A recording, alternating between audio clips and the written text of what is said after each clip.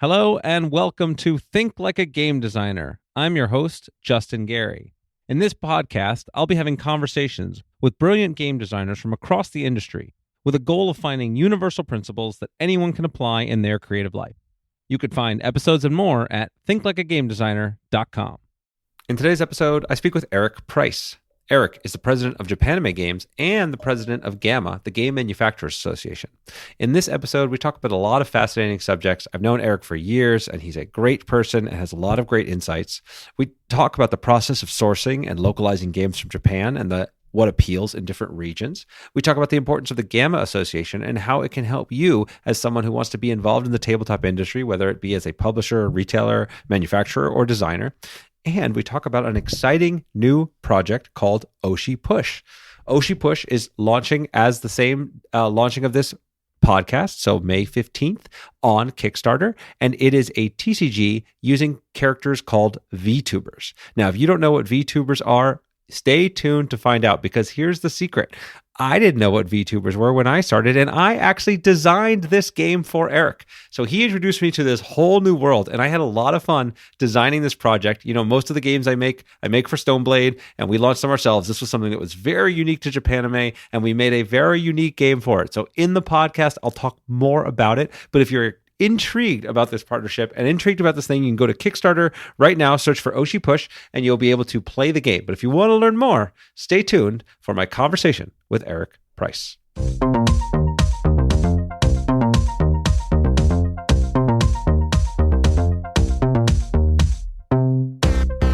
Hello and welcome. I am here with Eric Price. Eric, man, it's great to have you on the podcast finally. Yeah, thanks, Justin. It's great to be here. Yeah, so I am excited to dig into our what has been a super secret project for a while and is now not a super secret and is exciting. But I want to start, like I do with all the guests, is with origin stories, because you've been, a feature, a luminary in the industry now for some time. But I actually don't know how you got started. We've spent a lot of time together, but I don't know how you got into this in the first place. So maybe you could share what got you into the game industry and kind of brief version of what got you to where you are. Yeah, I mean, it's interesting. I mean, I started out in Seattle. I had a comic book store in the early 90s. And then when Magic came out, I had this guy come into my store with a binder full of Magic cards.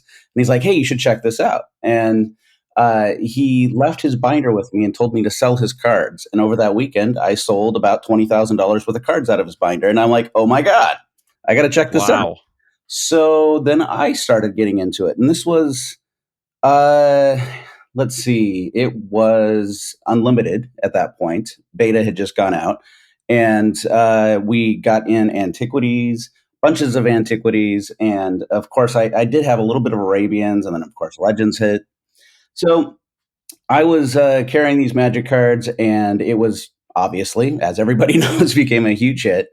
And then over the course of the next few years, I started selling cards online. And I started traveling all over the world selling cards. I played in one Pro Tour. When I got there, it was Magic Pro Tour Atlanta, the Mirage Pro Tour. I got there, I played 2 rounds, lost, dropped out, and started selling cards. And then I was just going around buying and selling cards and realized I could really do very well with this. So I started going to all the Pro Tour events and a lot of Grand Prix events later on. And eventually, Magic came out in Japan. I was selling tons of cards to Japan, so I started traveling to Japan. That was kind of the roots of eventually what turned into Japanime Games, because I forged all these relationships in Japan over the years. Yeah, it's fascinating. And so what I love is, like, you came at this kind of from, the business side. Were you a gamer much before that at all? Or like, what was there it was just like, oh my God, this is so much more collectible and profitable than comic books. Like, I'm in. It was at that point, no, I was not a gamer. Magic is what got me into games. I've always been into collectibles. And as a kid, I collected baseball cards, and I didn't care about baseball at all. I just loved collecting cards. Yeah. Yes, let's dig into that a little bit, because that's actually really interesting. Because I'm the same way, right? I collected baseball cards. I collected I collected comic books. I collected like all kinds of little things that like I even coins for a little while. And like who cares about coins? I mean, not to offend any Yeah. coin collectors in the audience, but like I did not care about it. Most of that. Comic books were cool because at least I could read them, and then games I could actually do something with it. But like there's something about that like collectability drive. What do you think that is? It's like so compelling about just like collecting stuff and having that brought in. I loved the idea of buying something and having it increase in value. That was the thing that drove me. I mean, I love collecting things, but I just loved being able to make money off of collecting, buying the right things, and it was kind of like as a kid, almost like collecting stocks. Is the way I Yeah. feel about it. Yeah. Okay, yeah. So this intrinsic drive kind of hooked you in. You found a Yeah, thing that was super collectible. You got into that space. You started playing. I mean, you made it to a pro tour at least, so you played I some. did. And so then I've played games with you. I know you play games now. So I then but Japanime didn't do collectible games That's right. prior to now, right? So it was walk me through this transition then from kind of magic selling, buying, arbitrage to now what does Japanime do, and why did this transition happen? Well, I before Japanime existed, I started doing distribution, international distribution of games. That was my company, Global Games Distribution, mainly selling into Asian countries, Korea, Japan, China, because there was a lot of interest in getting games that I had access to here in America, like Magic, for instance. And then I started up a Euro company, bringing in European board games called Coffee House Games. My retail company was Card House Games, and we did very, very well with that. We were one of the only companies at the beginning selling cards online from the trading card games. Eventually, we started Japanime Games, and that's true. They were not collectible games, and at that time, collectible games were not the most exciting thing. People wanted non-collectible games at that time. So that's what we were focusing on then. But we dabbled with a few things here and there, but it was mostly board games, deck building card games, things of that nature. Yeah, so I'm interested a little bit in this because this process of just like importing games and distributing games, like there's a lot of logistical overhead and a lot of like headaches that come with that. Having done it myself to some degree, and generally I try to outsource and find partners for that sort of stuff as much. Like, what goes into being good at that? Like, what do you attribute to? Okay, this is how this works well. This is why I was able to do this well. Well, the distribution side of things, I found a need. And that's what a lot of business is all the time, obviously, finding a need and filling that need. There were the companies that I met in Japan when I was doing these trips to Japan early on, and they wanted magic cards, which was really the thing at the beginning. So we were buying thousands of boxes of magic. We were shipping it all over the world. And then it turned into board gaming taking off. And so we were bringing in board games, card games, and all these different things. And the first thing that we did outside of trading card games was actually Mage Night, because it was collectible and it Right. was a board game, it was a miniatures game, but people really wanted that as well. So we got into that, and that was kind of the first segue into other types of games.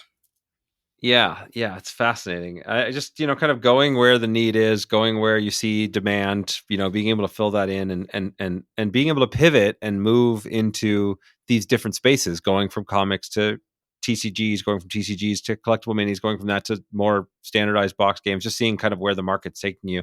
And is this just like you're getting these from you're just talking to people and you're seeing the enthusiasm, people are asking you for things, you kind of have a read on the environment, you have some kind of like you think you just kind of an instinct for where the market's going, or is it just okay, 100 people asked me for this, therefore I'm going to do this?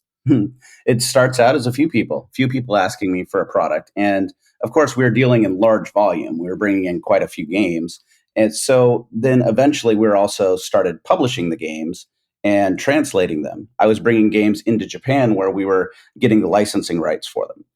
So Hmm. then we were doing large print runs and selling large quantities. And so again, this is a big shift, right? I don't want to undersell, like, I mean, you're a logistical powerhouse, right? I mean, I know this from conversations that we've had over the years, but it's like to go from I'm going to just take things and buy them and sell them for more than I bought them for. That's one thing. To another, like, hey, I'm going to start manufacturing and handle the logistics of warehousing and international shipping and stock levels. And now I know Japanime has. I don't know how many SKUs you have. It's more than I could. What do you know off the top of your head? How many different product Well, SKUs that you have? we have a lot of games, a lot of expansions, and a lot of accessories. We sell the games, and then we sell playmats, card sleeves, all of those. So several hundred. Yeah, so several hundred, which is like to me, I've got like I don't know, like less than 10, and it's Mm. already like a lot. Yeah, more I guess if you count like the sleeves and the things, but still like less than 20. And I think so. What again? What's the key to being good at that, or what's lessons you've learned, or maybe a fun story of of challenge or victory that you'd want to share that would and how to be good at it? Because a lot of people out there that dream of international empires of game publishing would don't realize what goes into this. Well, it was a lot of trying different things and seeing what sticks. Like I said, the coffee house games was the Euro games, and I was importing those. Same time, Z-Man Zev was importing a bunch of games from Germany and working on that. I was not finding a huge success with those Euro games. We sell some, we do okay with it, but Japanime games took off. We saw a real niche, a real need in that side. And also, I started going to anime conventions. I did not go to anime conventions 20 years ago, but it was well, actually, because it was about 20 years ago that I started with my retail side of my company.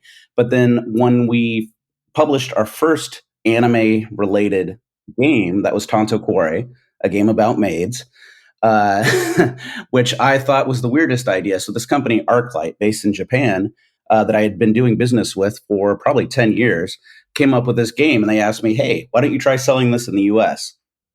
And I was like, "This is a very strange topic. This game, this Yes, theme." these are somewhat risque maids, I would say. Some of them, yes. Uh, and I was like, I don't know what to make of this, but sure, let's try it. Let's make 1,000 copies of this game. We translated it and into English, and then I took it to anime conventions, one in Seattle, and I hired these short little Japanese girls.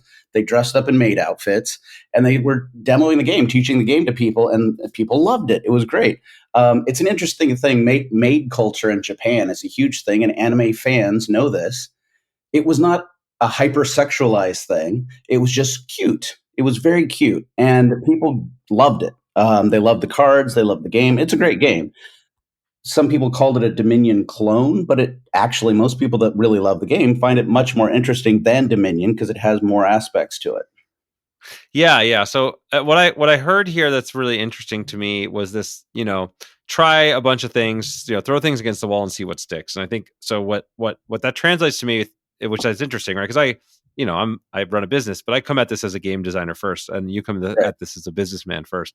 And as a game designer, I teach the principles of like the core design loop, which is like you don't know if your ideas are good till you test them. You have to iterate and find out, and so you try to make the cheapest possible like prototype test that you can to see if something works, and then if it does, then you do more of it and you invest more in it. And right, it sounds like that's exactly the same process you used with your business. Is that accurate? Where you're just like, all right, let's try a few different things, small bets, 1,000 unit runs, whatever, and then sometimes it doesn't work and you're out the money. But then when you find the one that does, you can kind of double down, triple down, quadruple down, and suddenly you've got yourself like thriving business lines. Well, yeah, and we found it very interesting. We just found this huge need and interest in anime gaming, anime Yeah. card games, board games, and that became our focus. We were also importing card sleeves from Japan. If you remember back in those days, how Japanese card sleeves were a huge thing. Yep. People were, going to the pro tours, buying the Japanese, the KMCs, the Yanaman sleeves, which were really, really popular and hard to get. But back in those days, early on, before Japanime, before coffee house games even, I was going to Japan with suitcases full of magic cards. I'd go to the Grand Prix events and I'd go to stores all over Tokyo and I would sell and trade for Pokemon cards back in those days, Japanese Pokemon cards that were worth $5 there that were worth $100 over here. And I'd go back and forth. I kind of called myself a Marco Polo of trading cards back then. That's cool. Yeah, and you've done more travel than maybe anybody that I know. And that you travel like, I mean, it's most weeks out of the year, at least certainly the majority. I don't know how many you spend home, but how does that? You're just naturally suited to that and just kind of rolls with it? Because I think most people would have trouble with that kind of level. I mean, even during my days as a pro Magic player, we'd be traveling. Every month I'd be somewhere new. But and now I'm a digital nomad, I guess. But still, it's more stable than I think your life, which is convention, convention, convention. Well, Travel, speaking travel, of travel. which, I'm actually home for just a week. I was just in Japan for the last 9 days. I came home a couple days ago. I'm still jet lagged, so I just, but in a week, I'm starting travel, and I will be traveling for 30 days straight, going to something like 10 cities, Yeah. from one to the next, to the next, to the next. We actually have 7 conventions in the month of May leading into early June. Yeah, and that like drive and willingness to kind of do whatever it takes, travel, move, work hard, and just like you never seem to tire. As far as I know, you never seem to like slow down. It's like very impressive. Do you have anything that you attribute that to, or just kind of natural inclination, or you're just like passionate about it, or I've just always curious because I think that fire and willingness to do that is such a superpower. I have a very good constitution. Yeah, I'm healthy. I'm strong. I keep going, and yeah, I mean, I'm thankful for that. yeah. A lot of people would get very, very exhausted by what I do, and it is true. I mean, I travel nonstop. It's rare that I'm home for more than 2 weeks. I've always got Yeah. another thing to go to. But also, I am trying to spend sections of time home more so I can get more projects completed because there's so many things we're working on at Japanime. Yeah. Yeah, no, that's right. Yeah, working and you're constantly building new things. It's amazing. And then okay, I'm gonna use this as a transition hook here because not only do you have all these things going on with Japanime and so many projects and so much travel and so much convention work and cool new projects, even cool new projects with me, which we'll talk Mhm. about soon. You also then decided, you know what, that's not enough. I'm also going to take on the presidency of GAMA. That is a non-trivial, as my understanding, non-paid position that you chose to take on. Maybe give a little bit of a short thing about what GAMA is and what Sure. your role is and why, in God's name, you would take on all of this additional work. Why in God's name? That's a great question. So, GAMA is the Game Manufacturers Association, of which I have been a member for over 20 years. And I go to GAMA, the trade show. GAMA is an organization, but it also has GAMA Trade Show, which is now called GAMA Expo. And I go to that event every year. And of course, I see you there. But I decided a few years ago to run to be on the board. And it was very interesting to me to get to dive into that and to help people in the industry and kind of give back. I found it very fulfilling. I was talking to all these different people in the industry that were new, that needed help, that had ideas, and just not just me helping others, but I was learning from others at a much greater speed than I had in years because I found myself inserting myself into situations and conversations with other people in my industry that I would learn from their needs, and I could apply that to my own business. So What a that great answer. What a great answer. Oh, I love that answer so much. I have a desire to give back, and in turn, I receive and I learn and I grow. That is like the best like motivation subset I could have you could have said. So that is wonderful. Okay, great. And I want to echo the value of GAMA as an organization. For me, I would not have. I mean, it was the place I launched my company. I brought Ascension when I had very little I savings or remember. anything. Yeah, I brought it in a little booth and just showed it off and like grabbed whatever I could prototype. And we got such a reaction. I was able to like talk to the distributors and the retailers and get everybody so excited. That's what convinced me to really invest in a big print run and launch the game at Gen Con that year. And then since then, yeah, I go every year because I get to reconnect with people like you and people in the industry that I know and build new relationships. And so it's a great like hub. It's just the event itself. And then, I don't take advantage of the not convention things as much as maybe I should. So maybe talk to somebody that's like me in this position, somebody else out there that's like, in addition to going to GAMA, the show, Mhm. what else might I or other people that are like me take advantage of in the world of GAMA, the organization? Sure. Yeah. I mean, for years, so many people have thought of GAMA as being a trade show. That's what GAMA is to so many people. But on top of that, we have all these online networking events. Almost every week, there's things where people can connect with other people in the industry and just learn from each other. There's the networking aspect of GAMA is by far the largest side to that. There's also membership benefits that people can get by joining GAMA and becoming a member. But the largest thing that's changed with the organization over the last few years is for years it was all about publishers and retailers, and now there's 6 different divisions within GAMA. People that are with wholesalers, with that are creators, that are media and events, manufacturing, all of these different aspects of the industry can network in together inside of the organization and the trade show itself. So Okay, so how would I take advantage of that now? Is there like I just go to the Gamma website and look for these online events? That's the secret. yes, well, it's gamma.org is the website, and people can go sign up, become a member, and they would then get contacted by Brian Borgman, who's in charge of membership benefits and member services, and will help onboard anybody that's interested in connecting with the whole industry. There's also Origins, which is the Origins Game Fair, is our consumer event, and Gamma Expo is our trade show event. So at Mhm. Origins, there's all these connections and trade show. There's a Origins Trade Day, and people can make connections and do things through that. We're adding more and more seminars to go with that too. So that's very interesting. So it was uh, a year and 2 months ago that we needed another president in the organization. The president is somebody that's voted from within the board. It's a board of 12 people, and I decided to go ahead and step up and help out even more. And my thinking was we really needed some continuity. We needed somebody to step up and spend the time because we had presidents stepping up for like a couple of months, getting overloaded, and then not able to keep up with it because it's a lot. It's a lot to be in charge of. So I did it, and I came in, and this was right before Gamma Expo 2023. And the next thing to let you know, just recently, I am actually no longer the president. Somebody else up, and Dun dun dun! Shocking news shocking, delivered here. I don't know if it was already news. It's news to me. it's news to you. I haven't really, talked about it much. It's just as of a couple of weeks ago because of the fact that I am so very busy with all of our projects. And another person, Nicole Brady, stepped up on the board and said that she was ready to become president.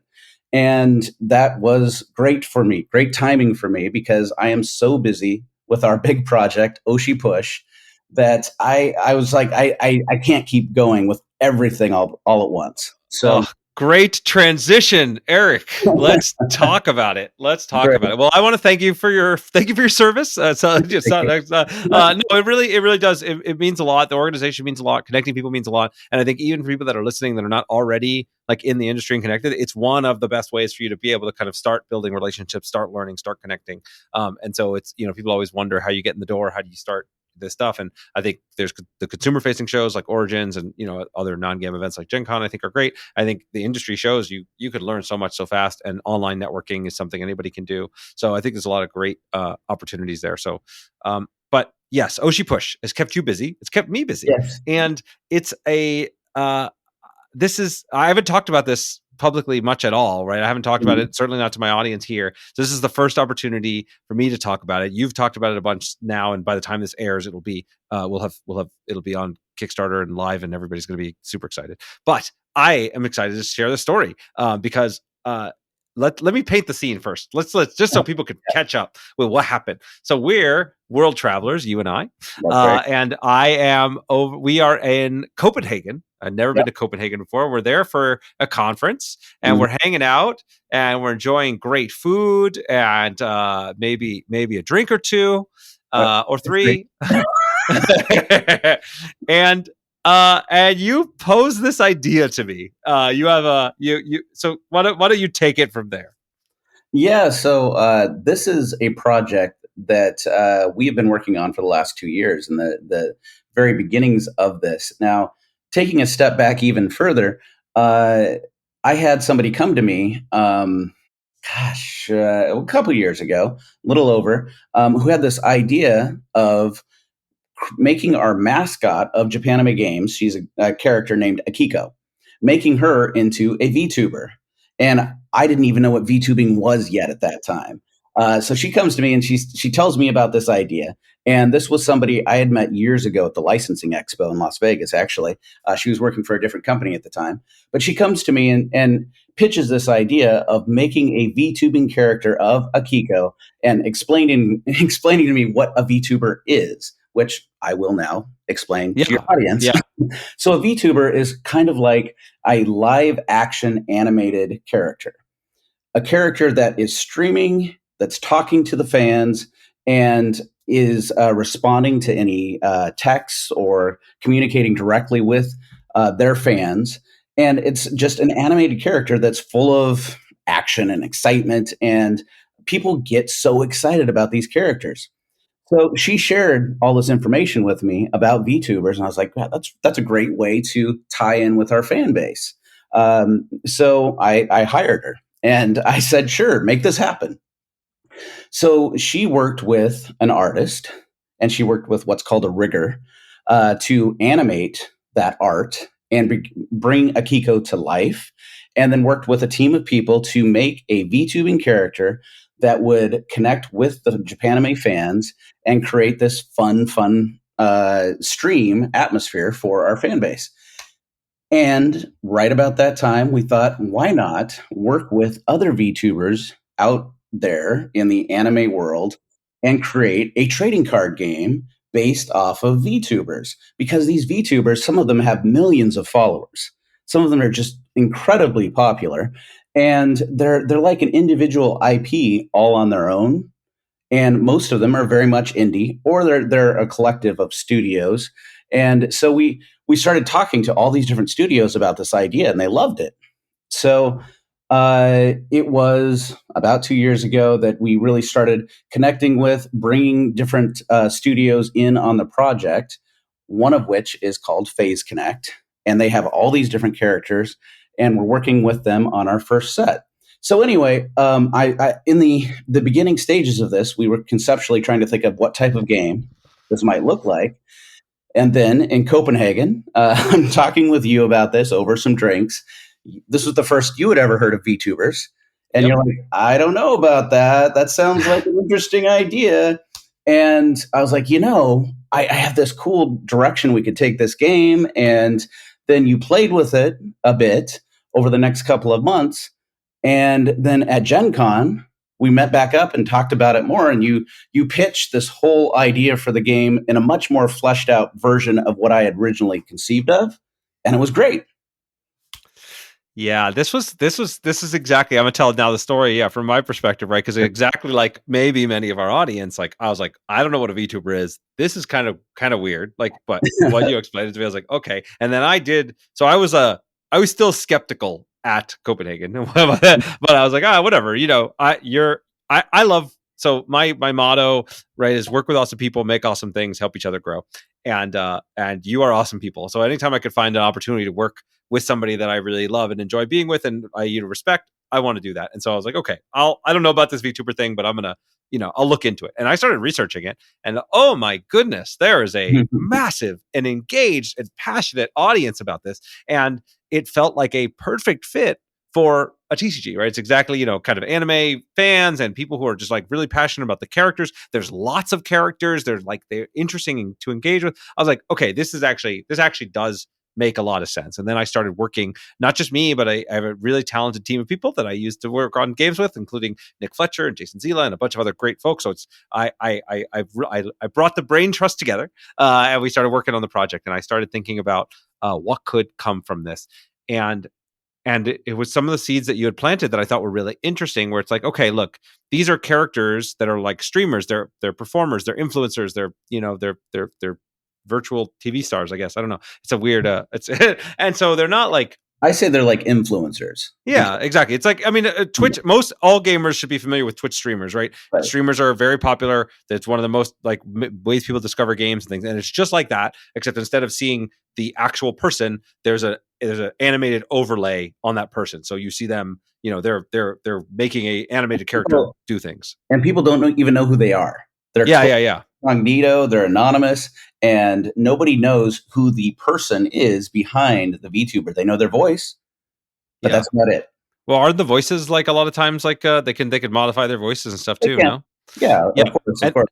And the funny thing was, from going from not having ever heard of VTubers to nowadays, now I actually, because we recently launched our SoulForge Fusion, and we're getting VTubers reviewing SoulForge Fusion, and so I'm watching them stream and play.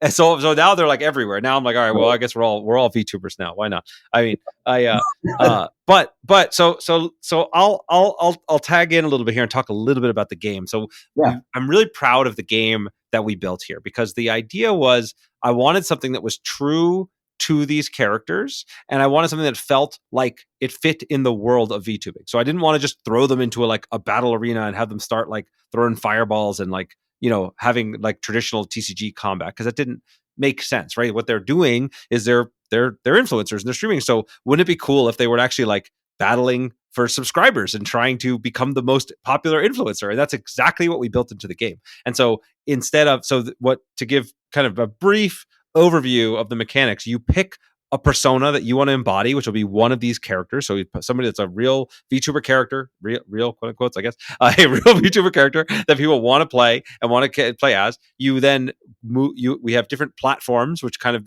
are like locations that you can battle for. So they represent platforms. We use different terms because we don't, but like things like YouTube and Twitch and different places you could be streaming. And then you move your persona to the platform. You can play content, to create content on that platform to gain popularity. If you gain enough popularity, you win the platform, which gets you subscribers. You first person to get to 1 million subscribers wins. And that's really like very simple. Your persona will earn you funds every turn, so you get like kind of money as your game resource. You use that to play your content, play cool actions.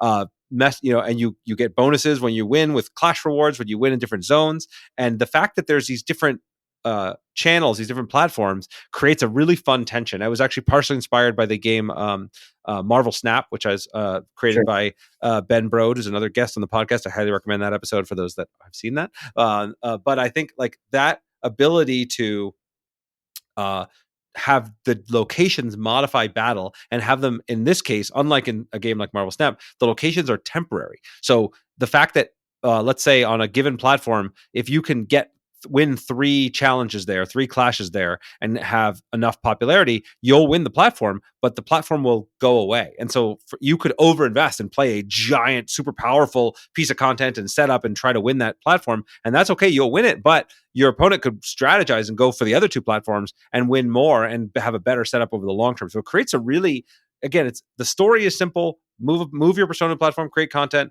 highest score wins the round. You win enough points, you take it over. But the strategy that comes from it is really deep and interesting. And there's of course cool ways to like level up and upgrade your persona and make them more powerful and give them more cool abilities. Like there was so much fun to it that once I played around with it enough, I was very eager to show it to you, and you got as excited as I and my team were. And so now it's this perfect fit, right? Where you kind of found this niche, which I think is exactly the superpower that you have. It's like, hey, there's this need that's not met. There's an audience here that's going to really fit, and created a category, and you brought in the expert to help with that specific type of category, which I love doing. And it's a funny thing from my perspective, because like obviously I make a ton of games. We make a lot of games and we self-publish at Stoneblade, but I can make way more awesome games than I can publish. Like that piece of it is a choke point for me. Again, you do 100 SKUs. That's not for me. So it was a great opportunity. It was a great opportunity to leverage our mutual strengths of you to be able to launch our product like this and bring these IPs together, and me to be able to kind of create the game and build something that fit within that world in a way that I think is going to bring something new and say something new about like a new kind of game that will feel familiar to both the audiences of the VTubers and to TCG players, but will be something that neither has seen before. And another thing I wanted to point out that I really loved about playing the game is it's not just battling over one platform at a time. It's also placing content on a platform and hoping that content does well on that platform. So you are bringing your VTuber back into your play area every turn, and then on your next turn you put them out on, and you decide which channel or which platform to put them on. But if you've already placed content on different platforms, that content will continue to grow and challenge on that platform, even if you're not actively placing content on that platform right now. So it's very thematically interesting. It makes a lot of sense. Yeah, yeah. You're hoping your content's going to go viral. Once you've made it, you don't have to keep going back to that channel. It's going to keep growing on its own, and if it's enough, then you'll win. Then you'll succeed there. And so yeah, it was. Yeah, and I'm very like I get like a giddy joy out of whenever you can like find that perfect match between the theme and the Mhm. mechanics that like creates really interesting space, but just feels natural. And that's exactly where this is. And so a lot of the strategy of the game comes from tactically where do you want to put where do you want to send your VTuber, one of your key personality, and then when do you think you can let continue a certain platform ride with the content you already have there, when you want to strategically choose to give up on a platform because you don't think you can win it, when you want to fight. There's like so many fun, interesting little interactions, and there's tons of strategies. Like we built it so that the VTubers all have different types of content that they can make, and they can mix and match based upon the specifics of their persona, and we tried to make those very true to the real characters. And so there's just treating like kind of colors in Magic or different factions, and they let you mix and match depending upon the VTuber you choose. So there's a lot of different strategies and synergies that come out of it, and so there's a surprising amount of depth and collectability that comes out of a very simple game to get into. So it's really fun, and yeah, I'm excited to actually get this into people's hands and see how I they love respond. all the thought that's gone behind the scenes thematically of the cards that are in the game and how they relate towards actual VTubing stories, the drama that goes on in the Yes. VTubing world behind the scenes that fans are aware of, that they see this, and a lot of those things have been put into the game with kind of nods to different things that have happened throughout the world of VTubing.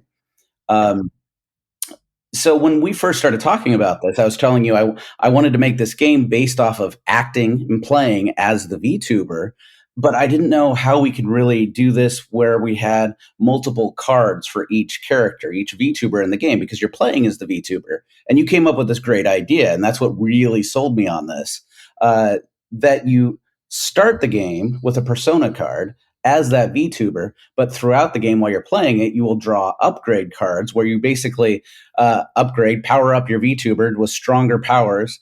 And so it gives you the ability to play multiple different VTuber cards, different character cards in your deck, which allowed us to make a lot of cool, fun trading cards to put in the set. Yeah, yeah. So I got to learn this lesson quite a while. It goes back into my game design history. So first of all, there of course are already games like Pokemon that let you upgrade your creatures, right, and upgrade your characters.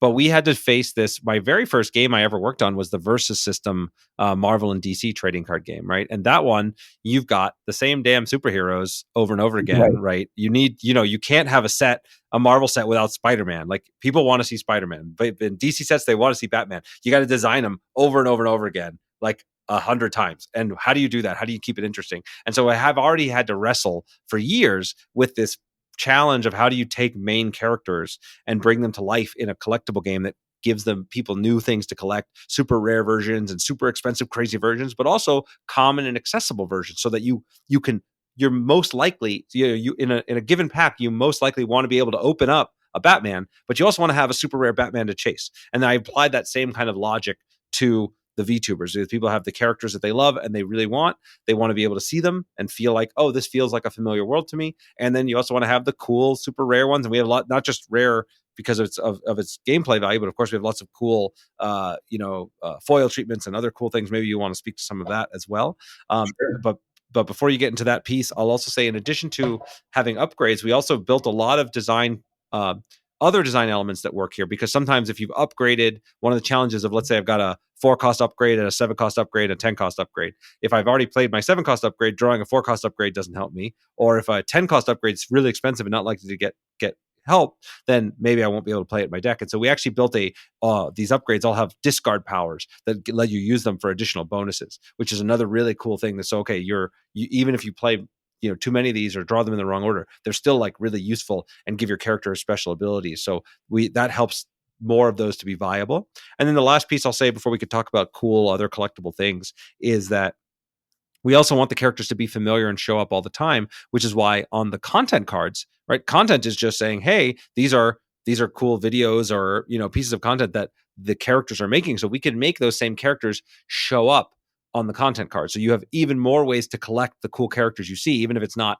the persona or an upgrade of Right. the persona as like a main character. We can litter the entire world with these characters and have them interact in cool ways and have them show up in cool ways. And that helps us to again, make it feel like the people who are fans of this will find the cards that they're looking for, will see the characters they're familiar with, and the people who want to really hunt down the super rare cool versions will have that there. So really making the world come alive and feel natural was a key part of this. So now let's talk about all the cool other things that were mostly on you, not on me, which is making the really cool cards and variants and neat stuff like that. Yeah, I mean, well, I have been involved in the world of trading card games since the very beginning.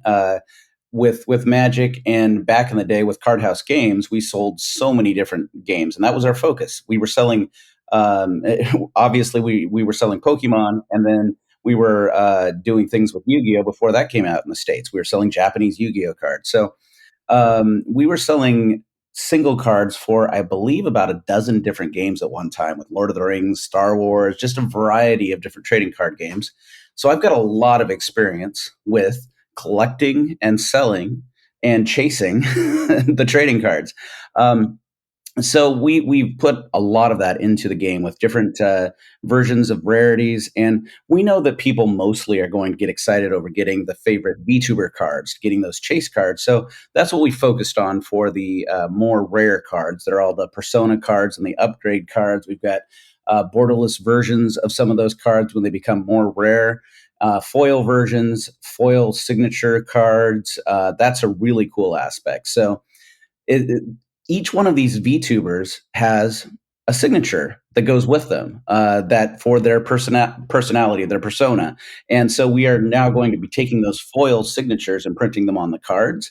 But as part of our Kickstarter campaign, something very cool that we're doing is actually hand signed cards, which people just don't see. People don't have that connection to the VTuber. The VTuber is something completely removed from them digitally, but we're going to have cards signed by the talent. That's what the VTubers are called, the talent.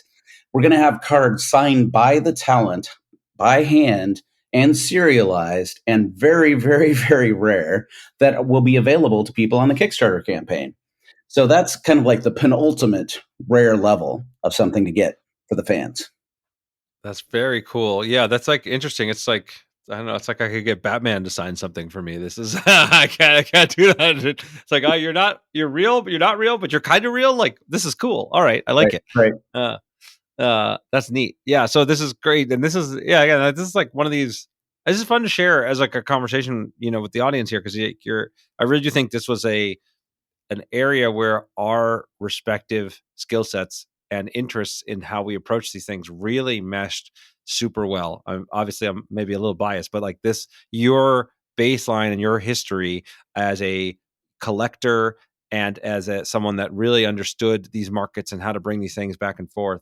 And then, my just like obsession with TCGs and game mechanics since I was, Right, right. 17 and playing Magic for a living. And I think that like it ended up just being this really cool overlap of like mutual passions that created something that I think is going to be I think honestly I mean it could be really huge. Like it's obviously we don't know at the time of this recording, but it will be pretty obvious by the time people are listening to it. So you can actually go now and check out the Kickstarter, and you'll see have we Well, blown out. Yeah, yeah. obviously we're doing a lot to promote the game and with online marketing and advertising and promotion, but we touched on the fact that I travel so much and I go to so many events. This month Japan Anime Games is going to be at 7 different conventions. At all of these conventions we have produced 100,000 promo packs that we're going to be giving out at these conventions to draw attention to the game and the Kickstarter campaign. So that is a super cool thing that we've never done before. I mean, we've done a little bit of promotion at our conventions for different Kickstarter campaigns that we've run, but this is the first time we've gone just hog wild like this. We've got marketing going on at each one of these conventions. We're giving out the packs, and that's starting at Anime Central, which is in a couple of weeks in Chicago. We'll be giving out 30,000 of these packs, one to every con attendee, and people are going to be super excited about it. Over the course of 3 weeks, all these different conventions, and then at the end of it is going to be Offkai, which is the VTubing convention. It's not a huge convention because it's totally focused on VTubers, but it's the absolute place to be if you're into VTubing. Yeah. Yeah, it's fascinating, the ability to reach all these different audience and the ability to, I think, like, it's going to be really interesting to see them react to this kind of product because they don't have, much like I was not exposed to VTubers. I think a lot of them are not exposed to a lot of different TCGs, and certainly not ones that like fit right in their wheelhouse of the IP that they're interested in. And I think that's something that's really going to be a great success for us as well, because of the fact that for years, Japanime Games goes to all these different events. We're connected to the gaming room at all these anime conventions. We're usually there promoting our deck building games, our board games, but we're going to be able to come in and right off the bat be promoting the card game, the trading card game at these conventions, running tournaments and doing promotions alongside the conventions because we built up this great rapport and connection to all these anime cons. So this actually is an interesting then follow up, right? Because you have the obviously getting promo cards in people's hands and getting the game, people to demo the game and see the game, get them excited about is one piece. Another thing that people have a lot of expectations around when it comes. Say again. That's a different game. One Piece. Oh, haha, got Ah, it.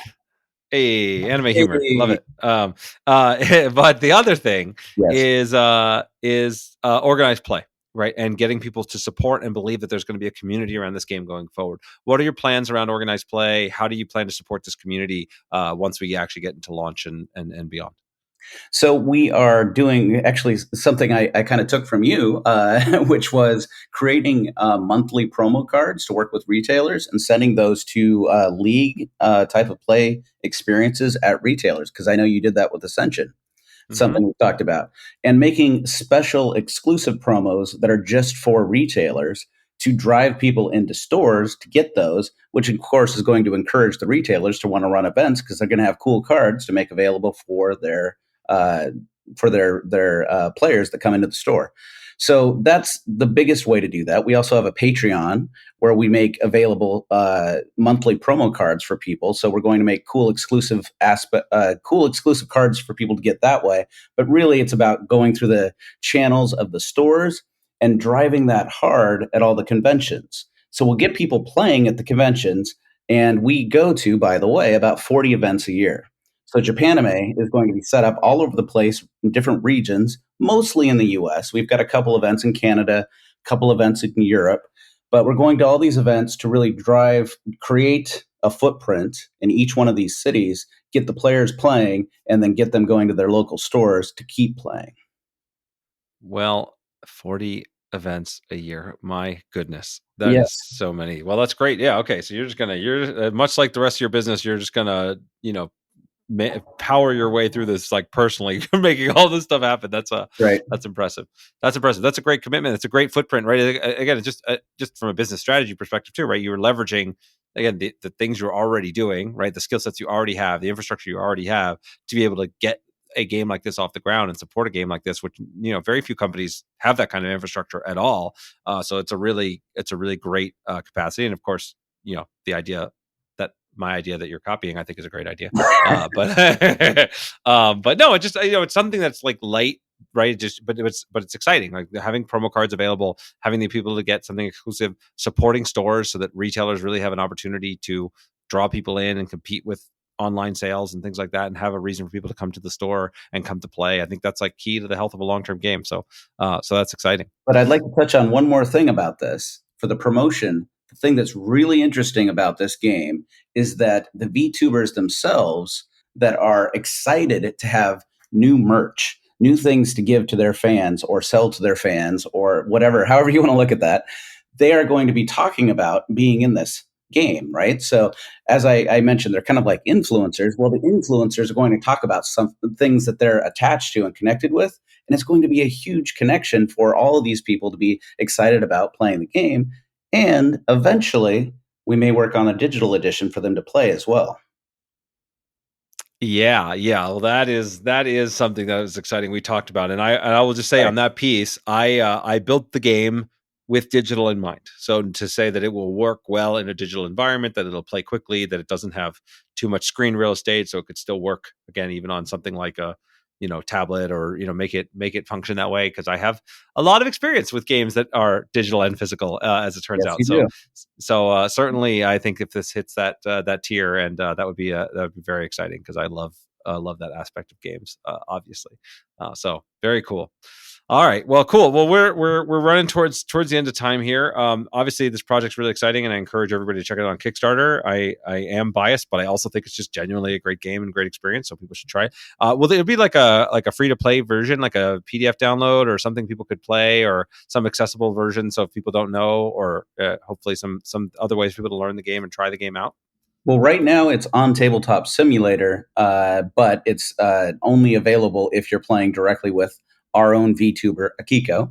So Mm. she is available to play it with other VTubers and has been running streams with it, but in a way in which we're unveiling more of the card art, a little bit at a time. More of that art is going to be unveiled during the Kickstarter campaign. It's kind of during updates and drawing more cool attention to that. The actual physical version of the game will be available later uh, this summer to show it at different conventions where people can play the game as well. Okay, cool. Well, I'm excited. I've only played with our uglier prototypes so far, so I can't wait to play with the real cards myself. Right. So, all right, where else should people go? What else should people do other than what we've talked about so far? What are there any other last messages for the audience before we jump off? People can follow the campaign right now on Kickstarter. It's launching on May 15th in just 2 weeks.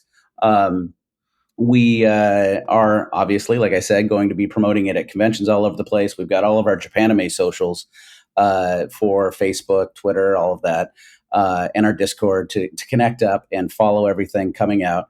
So there's a lot to stay connected and see what's coming. Yeah, this is awesome. Well, it's been a real joy working with you on this. I can't wait to see how this goes and to work on the next steps. We've got set 2 is already largely done. Set 3 is set 4 in the works. Like, there's a massive amount of content and planning that has gone into this thing, and excitement ahead. And so, yeah, I can't wait to celebrate perhaps over another drink in another interesting country together to see this success and plan the next years of this fun project.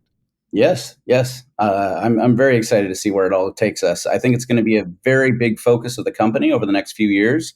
Even though we have so many different games out already based off of all these different IPs and indie games that we've imported from Japan, I think Oshi Push is going to be a substantial section of Japanime games moving forward. Awesome. All right. Well, can't wait to see it. And it's been awesome actually finally having a good excuse to get you on the podcast too, and to get to work together. Right. So this has been a real joy. And for everyone else, please go check out the Kickstarter, and we'll, I'm sure, be back with another update on this sometime soon. Awesome. Thanks, Justin. Thank you so much for listening. I hope you enjoyed today's podcast. If you want to support the podcast, please rate, comment, and share on your favorite podcast platforms, such as iTunes, Stitcher, or whatever device you're listening on. Listener reviews and shares make a huge difference and help us grow this community, and will allow me to bring more amazing guests and insights to you. I've taken the insights from these interviews, along with my 20 years of experience in the game industry, and compressed it all into a book with the same title as this podcast, Think Like a Game Designer. In it, I give step-by-step instructions on how to apply the lessons from these great designers and bring your own games to life. If you think you might be interested, you can check out the book at thinklikeagamedesigner.com or wherever fine books are sold.